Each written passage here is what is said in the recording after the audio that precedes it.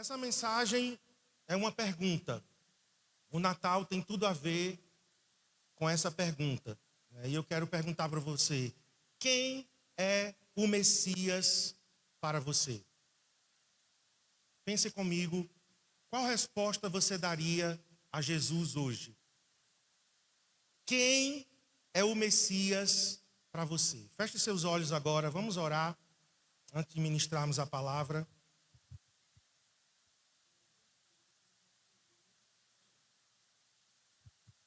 Senhor, nós oramos pela Tua presença aqui, nesse momento de ministração da palavra. Toda distração, inquietação, sonolência, indiferença, nós assumimos a autoridade agora nesse lugar. As pessoas que vieram aqui, vieram para ouvir a Tua palavra, não a minha, mas a Tua palavra. A Tua palavra é eterna, é infalível. A Tua palavra, Senhor, é poderosa para mudar nossas vidas. A Tua palavra pode nos tocar nessa noite e nos transformar, e eu oro por isso nesse momento, Senhor, em nome de Jesus, amém. Diga comigo, quem é o Messias? Exceto Marina, que sabe quem é o Messias aqui, né? Mas o Messias é um título. Messias é um título dado a alguém que seria enviado da parte de Deus. Era uma pessoa especial. E essa pessoa era desejada pela nação de Israel. A gente sabe também que os muçulmanos, eles também têm um Messias. Mas nós estamos falando aqui da ideia bíblica de um Salvador. Seria um líder, descendente de Davi, que seria ungido por Deus, capacitado por Deus para liderar o seu povo e salvar o seu povo dos inimigos. A palavra Messias,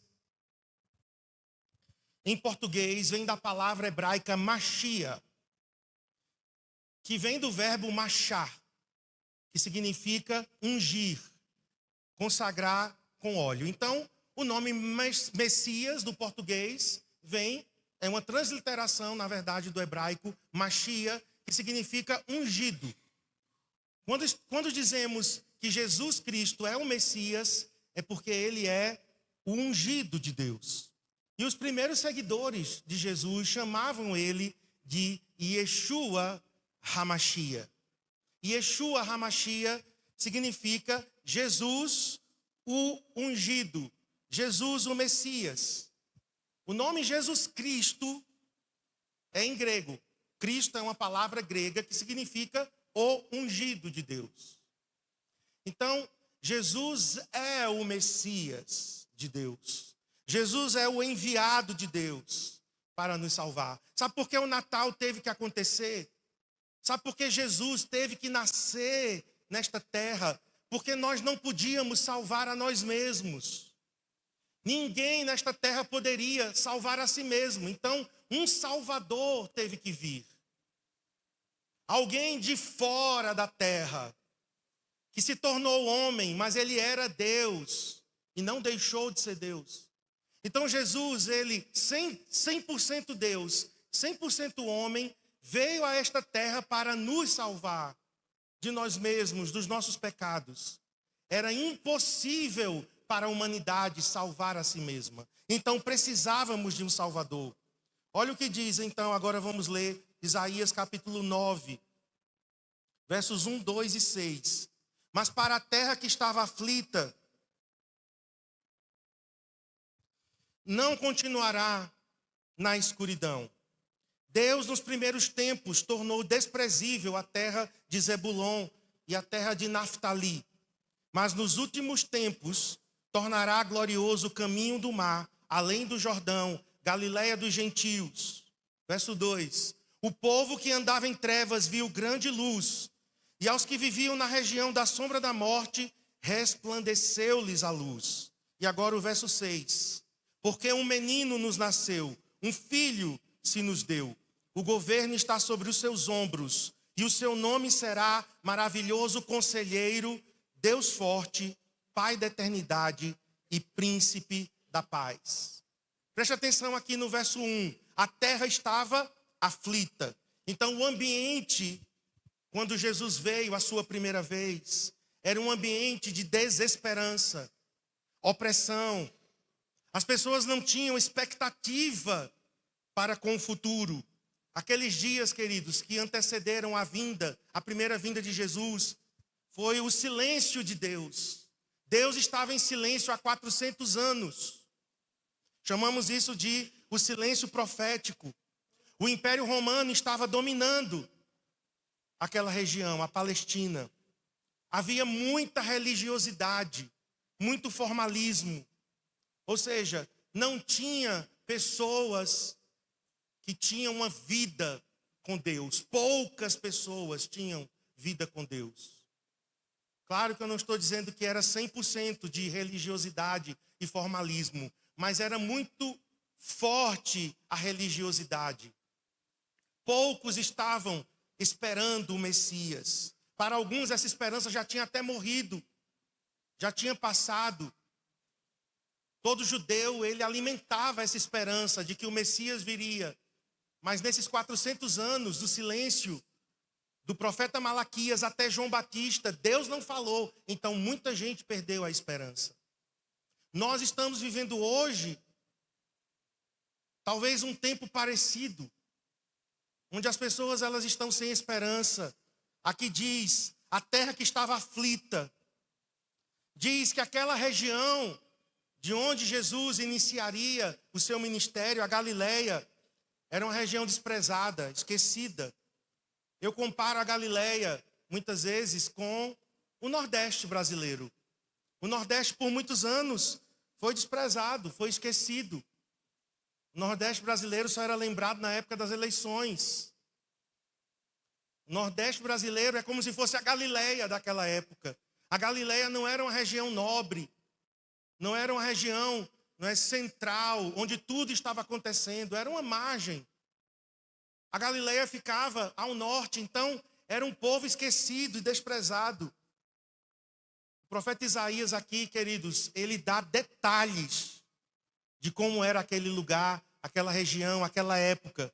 Essa profecia tem tantos detalhes que o evangelista Mateus, nós não vamos ler, mas no capítulo 4 de Mateus, Mateus repete a profecia de Isaías com detalhes. Então a gente vê o quanto que Deus se preocupava em que a chama não apagasse no coração da nação. O desejo pela vinda do Messias. Eu creio que Deus está acendendo essa chama novamente no nosso coração. Porque agora nós estamos esperando o Messias novamente. Nós estamos esperando que Jesus volte outra vez. Nós estamos esperando que os céus novamente se abram. Mas ele não virá mais como um bebê. Ele não virá mais como uma criança. Ele virá como Rei dos Reis e Senhor dos Senhores. E novamente Deus está aquecendo os nossos corações. Por quê? Porque no meio do cristianismo tem muita gente indiferente. Tem gente que não acredita que Jesus vai voltar de novo. Tem pessoas que não estão desejando a volta de Jesus. Tem pessoas que estão vivendo suas vidas, como nesta época da primeira vinda, indiferentes. Pessoas que estão preocupadas apenas consigo mesmas. Ganhar dinheiro, cuidar da sua casa, da sua família. Tudo isso é legal, é muito bom, mas não é suficiente. Porque nós não estamos aqui para isso. Nós estamos aqui com uma esperança ainda maior. Paulo disse que se a nossa vida se resume apenas dos homens, alguém que só vive para trabalhar, comer, dormir e estudar, e apenas isso, vivendo uma vida centrada em si mesmo, Paulo diz que essa pessoa, ela é infeliz. Nós temos que viver com uma expectativa da eternidade. Nós temos que viver com uma expectativa maior. Esse mundo experimentará a segunda vinda de Jesus. Como foi na primeira vinda, ele virá outra vez. Em forma humana, mas agora como homem. Como rei. Então, é muito parecido o contexto da primeira e da segunda vinda. Dias de medo, dias de desesperança, solidão. Eu achava que a humanidade se posicionaria diferente depois de 2020, 2021. Eu, na minha inocência, eu achava que depois de 2021, depois do que experimentamos como pandemia, a humanidade ficaria um pouco melhor. Não ficou. A humanidade ficou pior. As pessoas ficaram ainda mais egoístas. As pessoas ficaram ainda mais materialistas, voltadas para si mesmas, indiferentes para com as coisas de Deus. Eu lembro naquela época que a gente estava com expectativa de voltar, de liberar os cultos. As pessoas não voltaram, mas muitos fizeram festas. Muitos celebraram a volta, porque estavam agora livres para farrar, para festejar, para se embriagar. Enquanto a igreja foi voltando muito lentamente. Hoje, 4 anos depois, nós estamos chegando nos cultos ao que a gente era antes da pandemia. As pessoas ficaram mais indiferentes, endurecidas no coração. Eu uso até uma palavra dizendo que eu acho que a humanidade ficou cínica. Por quê?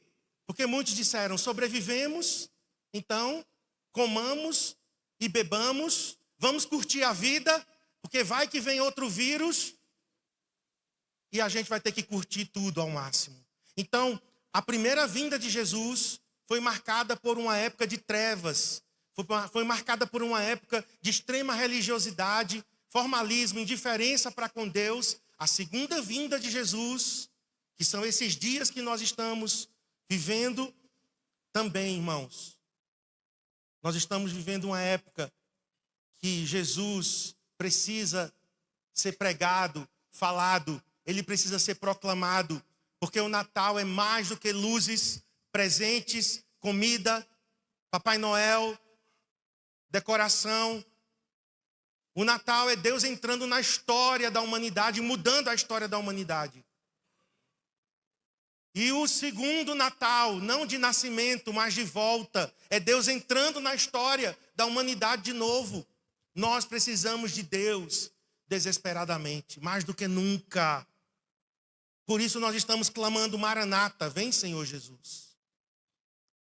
A primeira vinda trouxe luz, diz aqui, coloque para mim o versículo 1.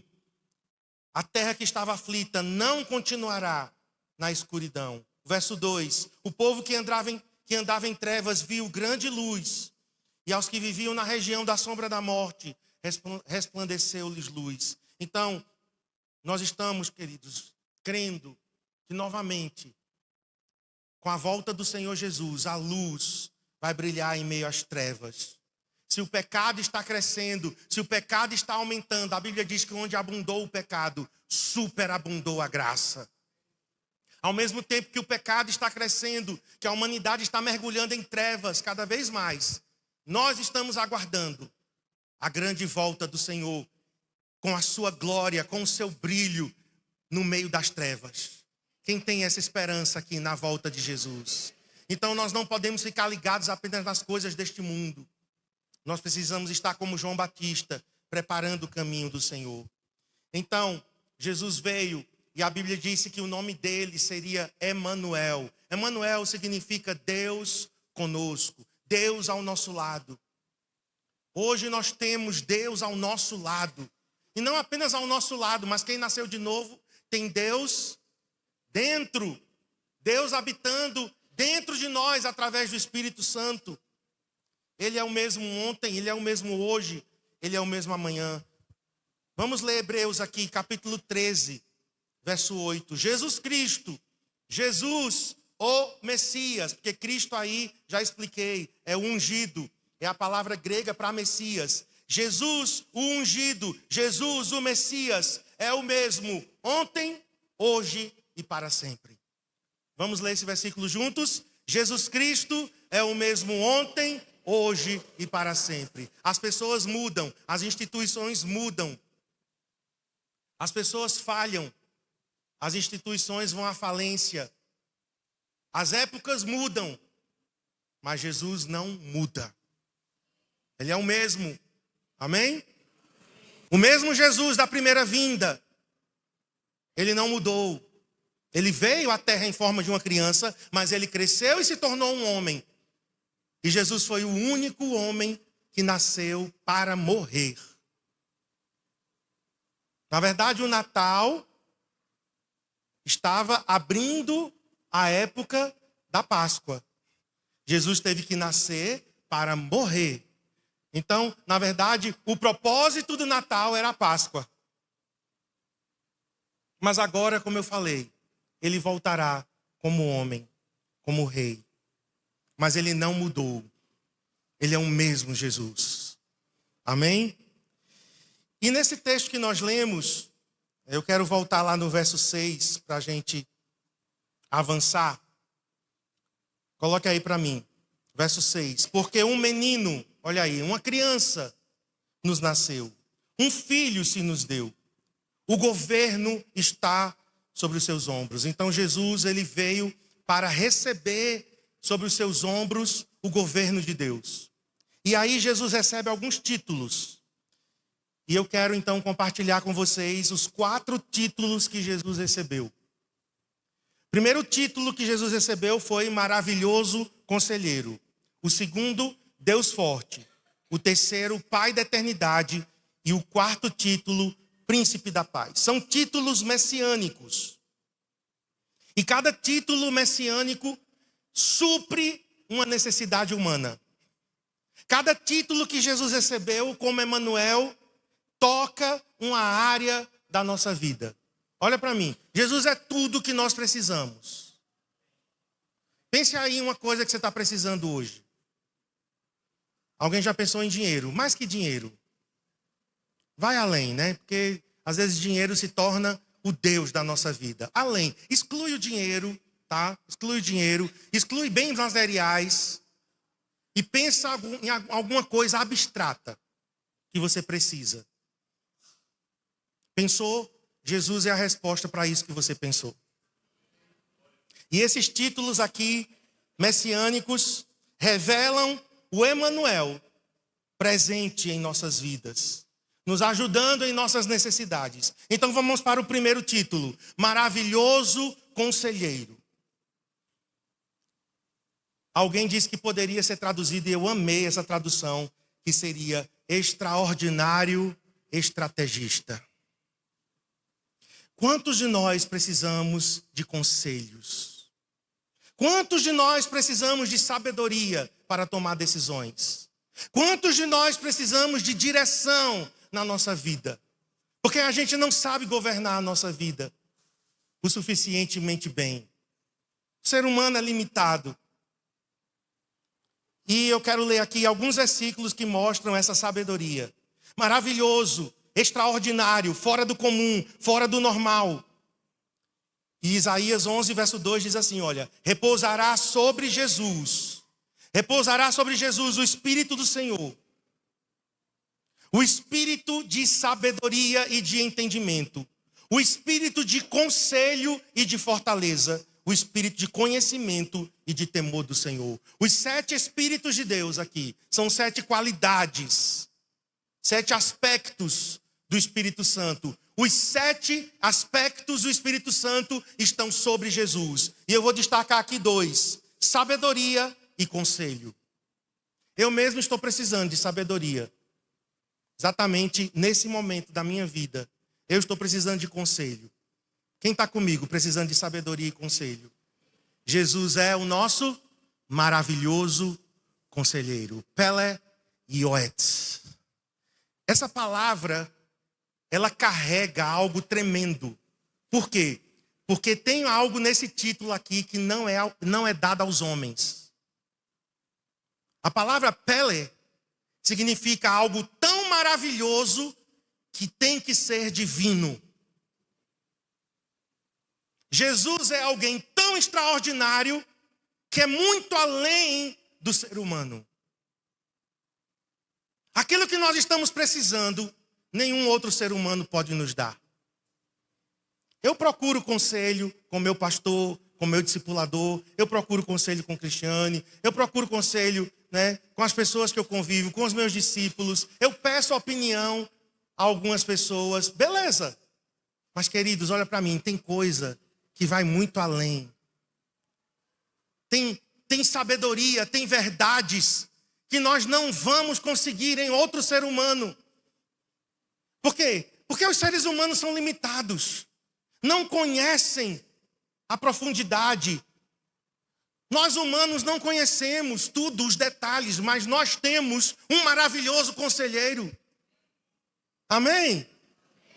Você precisa de sabedoria para o seu casamento? Você tem um maravilhoso conselheiro. Você precisa de sabedoria para criar seu filho? Você tem um maravilhoso conselheiro. Você precisa de sabedoria para as suas finanças, para as suas emoções. Você precisa de sabedoria para o seu futuro. Esse título aqui de Jesus, do Messias, nós podemos recorrer a ele.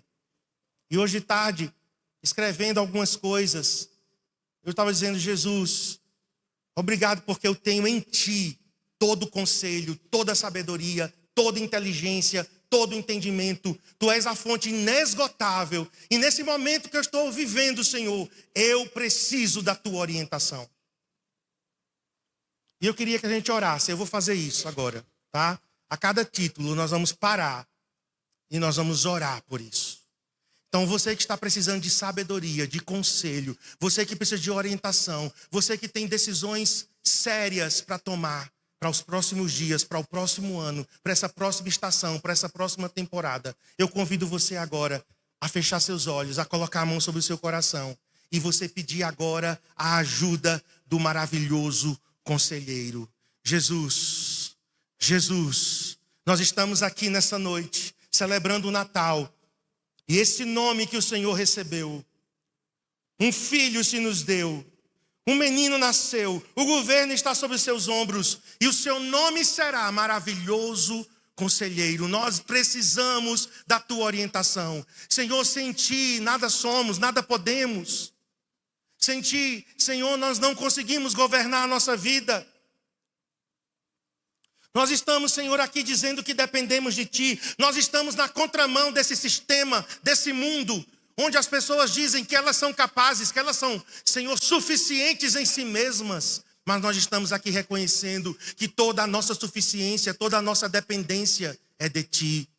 Dá-nos orientação. Pessoas que estão aqui, Senhor, precisando de conselho, de sabedoria para o futuro. Pessoas que estão aqui diante de uma encruzilhada.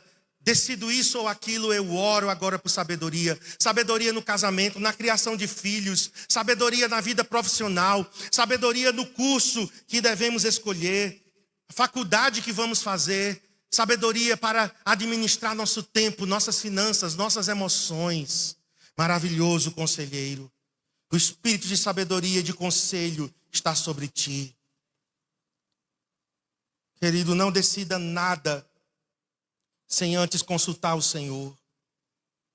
Porque todos os que buscam o conselho de Deus prosperam. Mas se você for independente, você arca com as próprias consequências. Será que você vai querer arcar com as próprias consequências? Eu já disse a Deus: livra-me de mim mesmo, Deus. Amém? Segundo título, vamos lá. El Gibor, Deus forte. Deus poderoso, Deus guerreiro. E um guerreiro guerreia.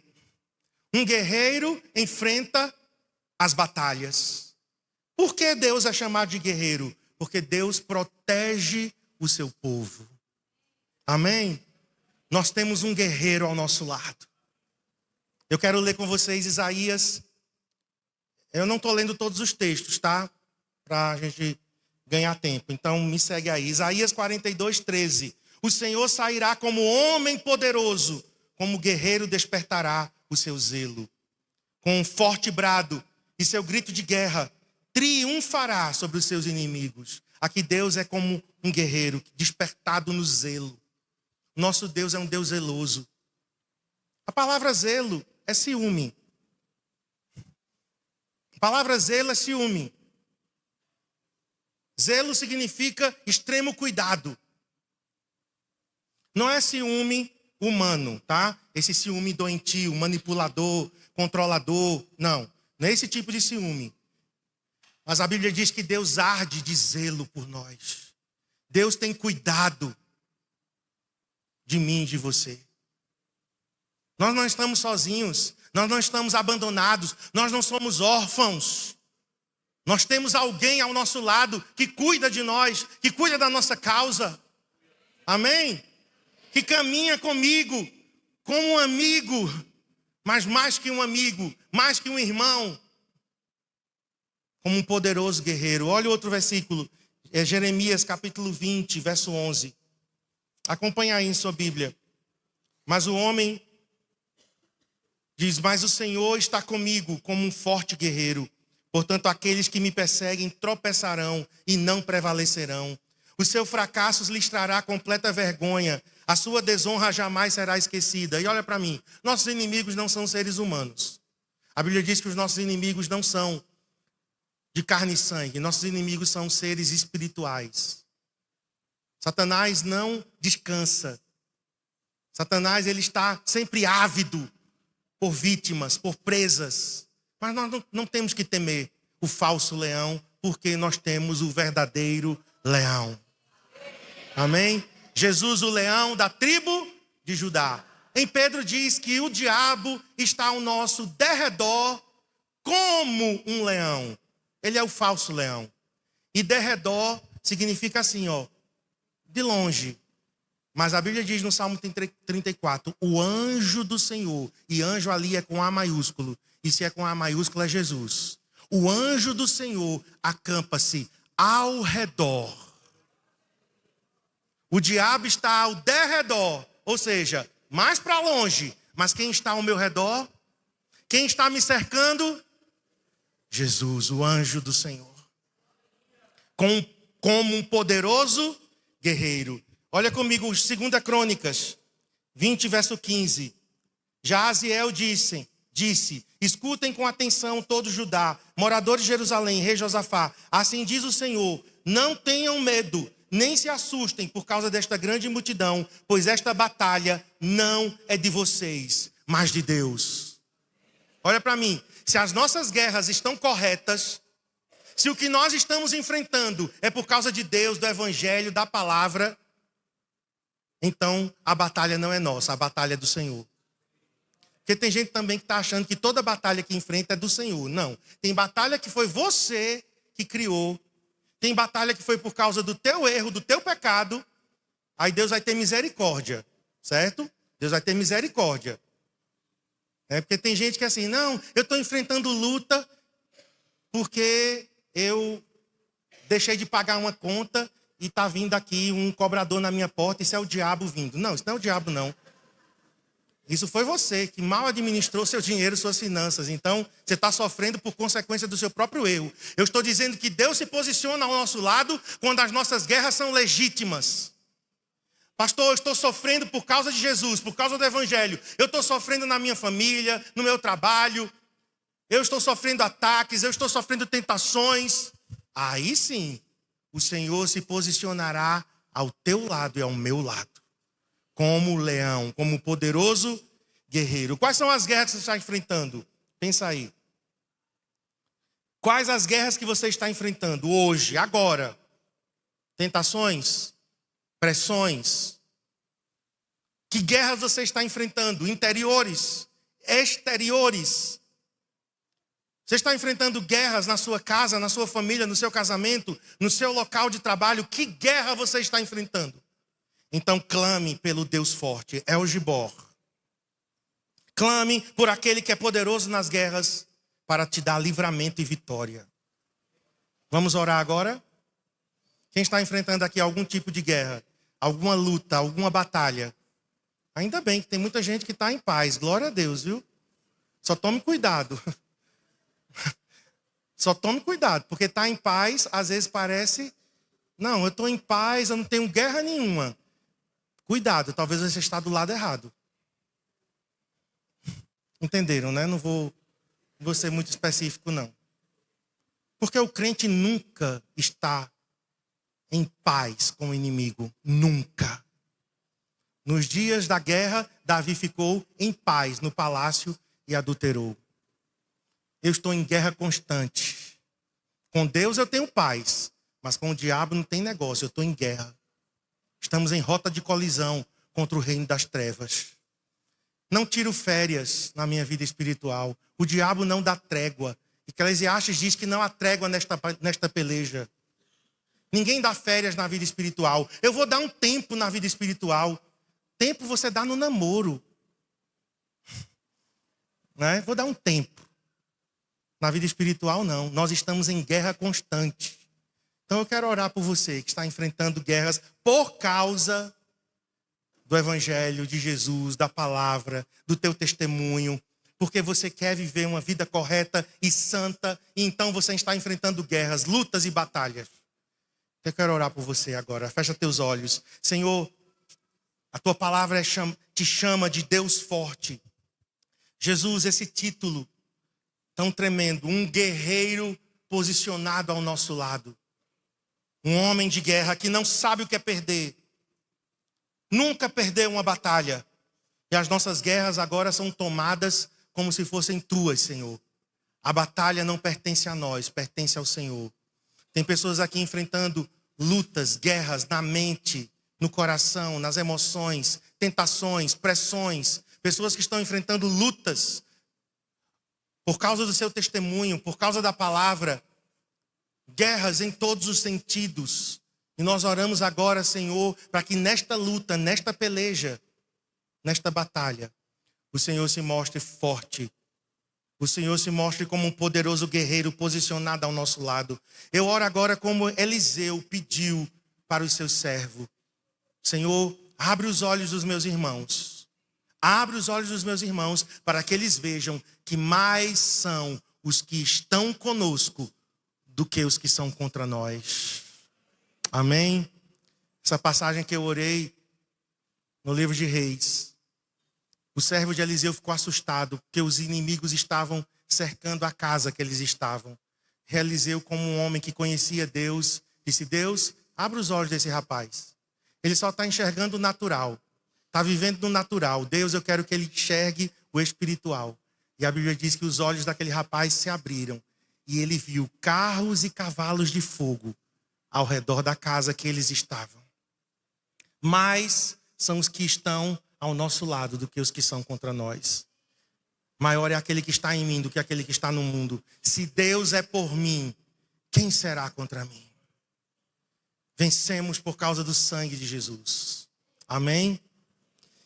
Terceiro título que em Isaías Jesus é chamado é de Pai da Eternidade. Abiad. Pai da Eternidade. Aquele cuja paternidade do seu povo nunca terá fim. Ele assume esse lugar de paternidade na nossa vida.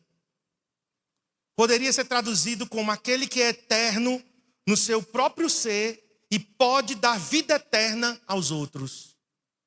Nós temos vida eterna por quê? Porque Jesus é o Pai da eternidade. E só pode dar vida quem tem vida. Então, paternidade é uma ideia que nasceu no coração de Deus. Por isso que a gente não pode aceitar orfandade na nossa vida. Esse sentimento de não pertencer, esse sentimento de abandono, esse sentimento de solidão não vem de Deus.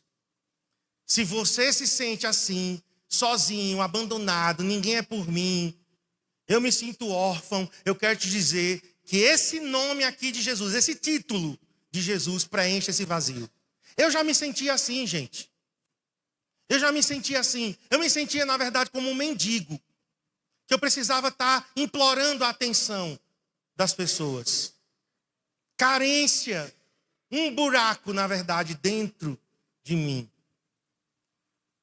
E olha que eu estava na igreja. Mas um dia eu pedi para que Jesus preenchesse todo o vazio de paternidade no meu coração. Que eu realmente me sentisse filho, amado de Deus. Não por merecer, mas por causa dele mesmo. E esse nome de Jesus, para mim, esse título, Pai da Eternidade, eu encontrei o Pai da Eternidade. Alguns anos depois que eu entreguei a vida a ele. Eu entreguei minha vida a Jesus em 87. E eu só conheci o Pai da Eternidade em 1993. Então eu vivi alguns anos na igreja, servindo, envolvido em algum ministério, mas me sentindo órfão. É possível isso.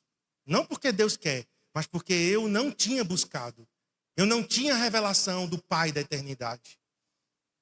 E eu lembro que eu ainda estava no Instituto Bíblico, quando eu orei por isso. Eu disse, Senhor, eu quero receber a adoção. Eu sei que eu já sou adotado, mas eu não percebo isso, eu não sinto isso. É um buraco que tem no meu coração. Eu estou em busca de um pai o tempo todo. Todo pastor, todo líder que aparece no meu caminho, eu vou lá para sugar e fazer dele meu pai. Eu não quero mais isso, Senhor. Eu quero que o Senhor preencha meu coração com paternidade. Porque o Senhor é Abi-Ad, o Pai da eternidade. Você tem vida e pode me dar vida nessa área. Que eu já era nascido de novo, mas naquela área de paternidade e filiação, eu precisava de um toque de Deus. E eu lembro que Ele fez isso. Quando eu saí de Brasília, eu saí curado na paternidade. Por isso que eu casei com Cristiane naquele ano. Ela testemunhou aqui que o que ela orou em um dia de Natal, ela orou e um ano depois a gente estava casando, na véspera de Natal. Cristiane, em 24 de dezembro de 1994, ela estava em Goiânia, em um culto de Natal, e ela orou para Deus me tocar e me curar. E em 24 de dezembro de 1995, nós estávamos casando em Garanhuns. Mas sabe por quê? Porque o Pai da eternidade preencheu o vazio de paternidade no meu coração. Amém? E aqui eu quero ler Efésios 3.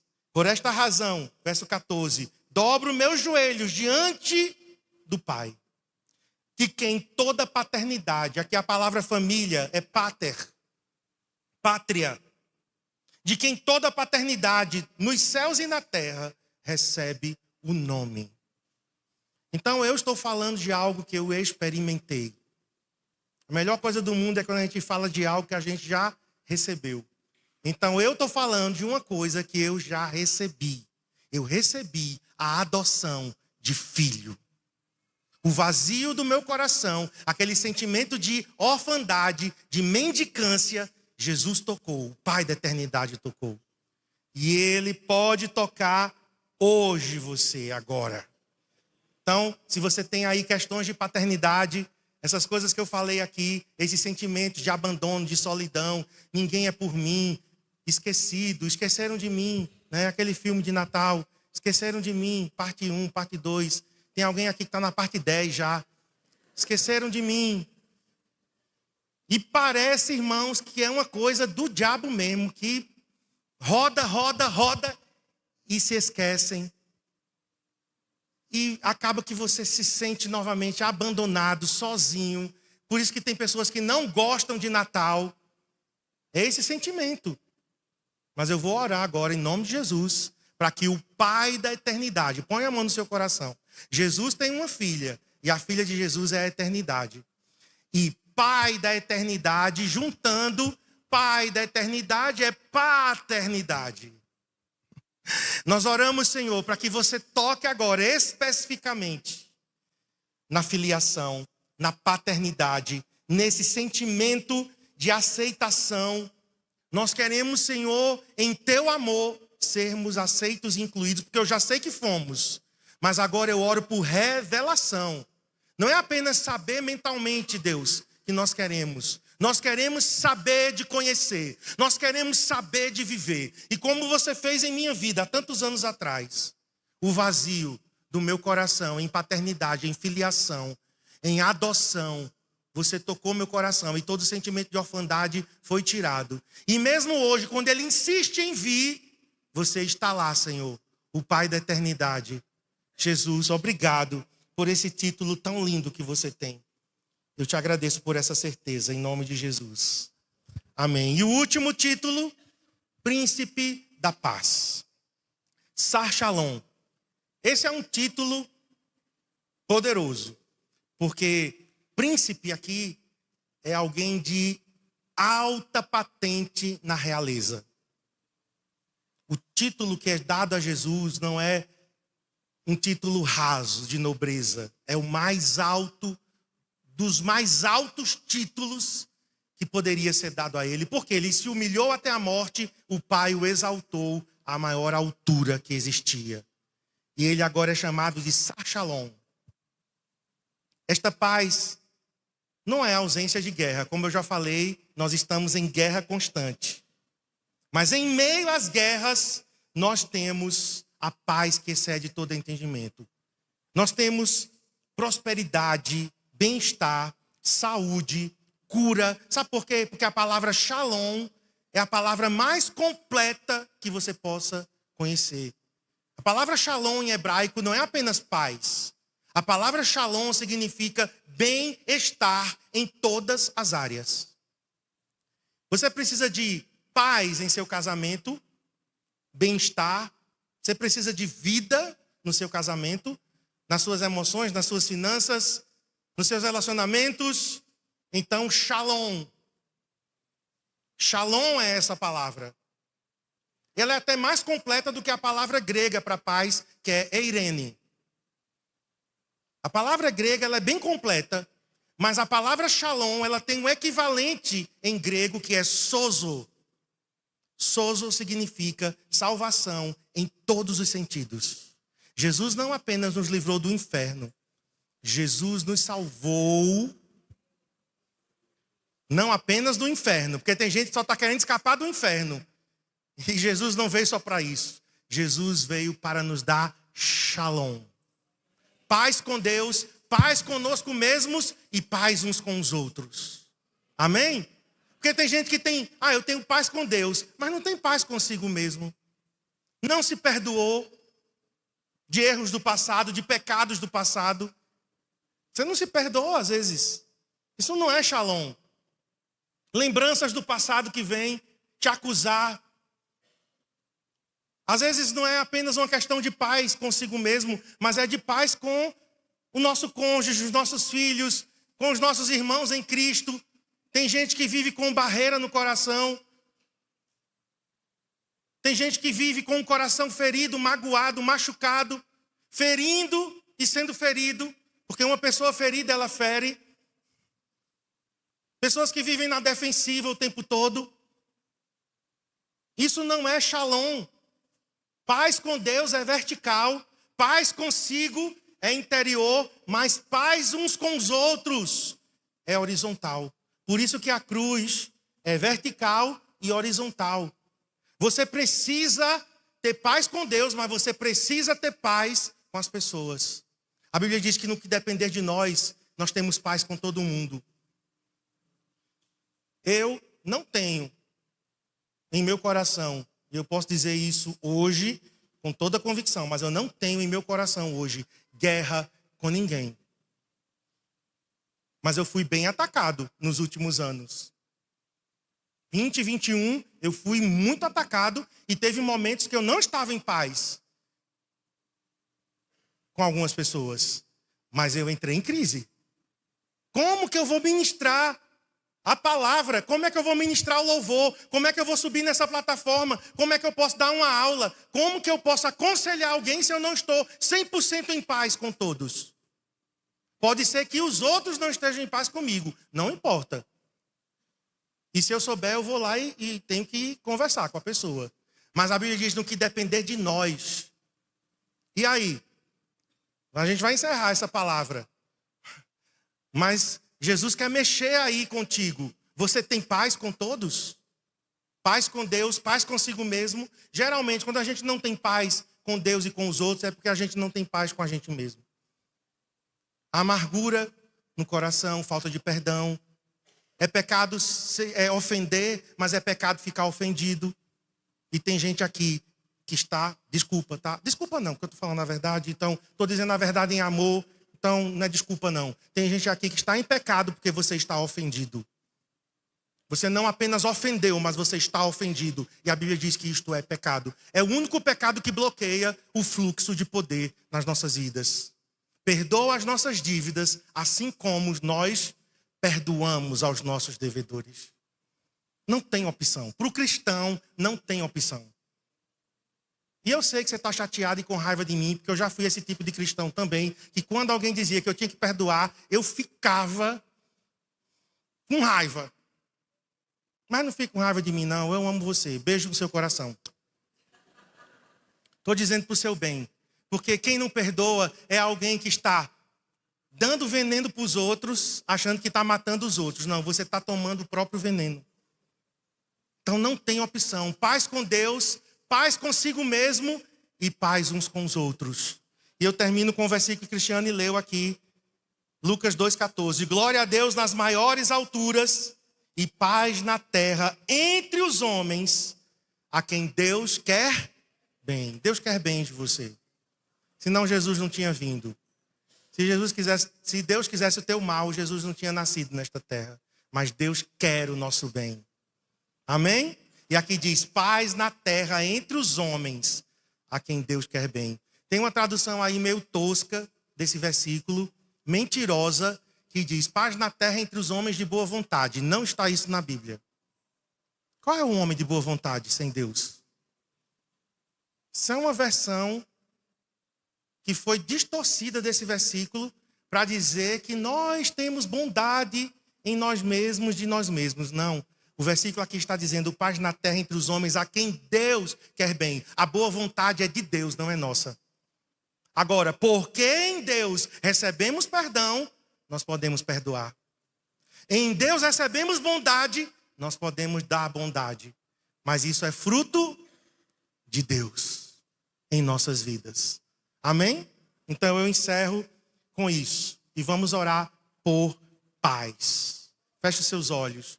Você talvez está precisando de paz com Deus. Essa é a principal de todas. Já teve apelo, inclusive, aqui hoje à noite. Pessoas que vieram aqui à frente entregando suas vidas a Jesus.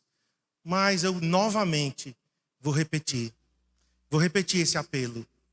Fiquem em pé, por favor, todos. Nós vamos encerrar esse culto com essa oração tríplice.